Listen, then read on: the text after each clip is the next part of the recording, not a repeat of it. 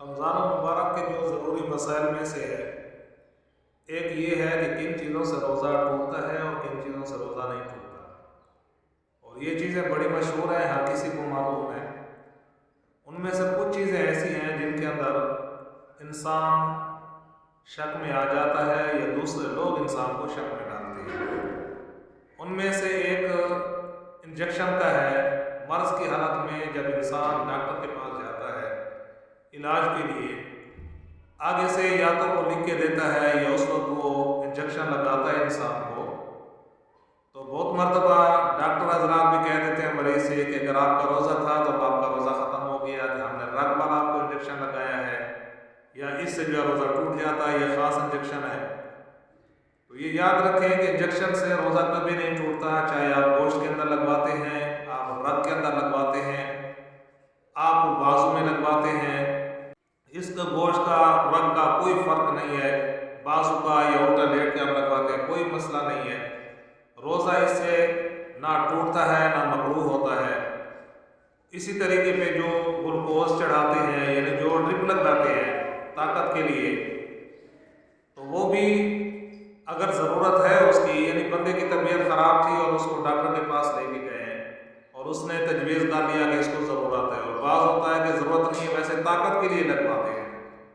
تو یہ ڈرپ لگوانے سے، یعنی گلوکوز چڑھانے سے بھی روزے کے اوپر کوئی فرق نہیں آتا۔ اور یہ اس کی دلیل جو ہے وہ آپ صلی اللہ علیہ وسلم کے دور میں ایک صحابی کو بچھو نے کاٹا تھا، تو وہ بھی انجیکشن کی طرح ہوتا ہے، اس کا بھی فوری طور پہ زہر پھیل جاتا ہے، جسم میں اثر کر جاتا ہے۔ آپ صلی اللہ علیہ وسلم کے پاس جو ہے وہ لایا گیا تھا ان کو، تو انہوں نے آپ صلی اللہ علیہ وسلم سے پوچھا تھا، تو آپ صلی اللہ علیہ وسلم نے فرمایا کہ اس سے روزے کے اوپر کوئی فرق نہیں پڑتا۔ تو یہ جو دوائی ہے اس سے روزہ ٹوٹتا ہے، جو انسان کے معدے کے اندر براہ راست جاتی ہے، یا جو انسان کے دماغ کے اوپر براہ راست اثر کرتی ہے۔ یہ جو رگوں کے اندر ٹیکے وغیرہ لگائے جاتے ہیں، ان سے روزے کے اوپر کوئی اثر نہیں پڑتا، کوئی فرق نہیں آتا۔ اسی طریقے پہ بعض اوقات انسان آنکھ کے اندر جو ہے سرما ڈالتے ہیں کہ آنکھیں دکھتی ہیں، یا دوائی وغیرہ ڈالتے ہیں، تو سرمے کا تو آپ کسی کو پتہ ہے کہ روزہ نہیں ٹوٹتا، لیکن جب آنکھ کے اندر دوائی ڈالی جاتی ہے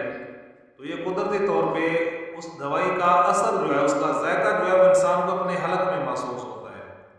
تو بہت سے لوگوں کو پھر وہم ہو جاتا ہے، شبہ ہو جاتا ہے کہ اسے تو روزہ ٹوٹ جاتا ہوگا کہ دوائی آنکھ کے ذریعے سے منہ کے اندر پہنچ گئی ہے۔ تو یاد رکھیں اس سے جو ہے روزہ نہیں ٹوٹتا، آنکھ کے ذریعے سے چاہے وہ اثر محسوس ہوتا بھی رہے، تو جو شریعت کا حکم ہے وہ ہمارے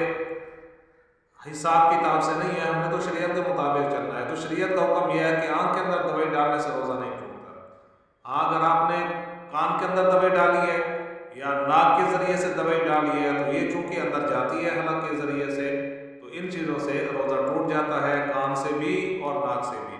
اور جو آنکھ کے اندر دوائی ہے یا آنکھ کے اندر سرما ہے، اس سے روزہ نہیں ٹوٹتا۔ ایسے ہی تیل لگانے سے سر کے اوپر، چاہے آپ آرام سے لگائیں یا آپ جو ہے اس کو رگڑوائیں،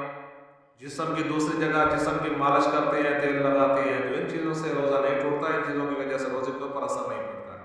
اسی طریقے میں اگر کسی انسان کو تکلیف ہے، مرض ہے، یا ویسے انسان کی طبیعت خراب ہو رہی، الٹی آ جاتی ہے، قے آ جاتی ہے انسان کو،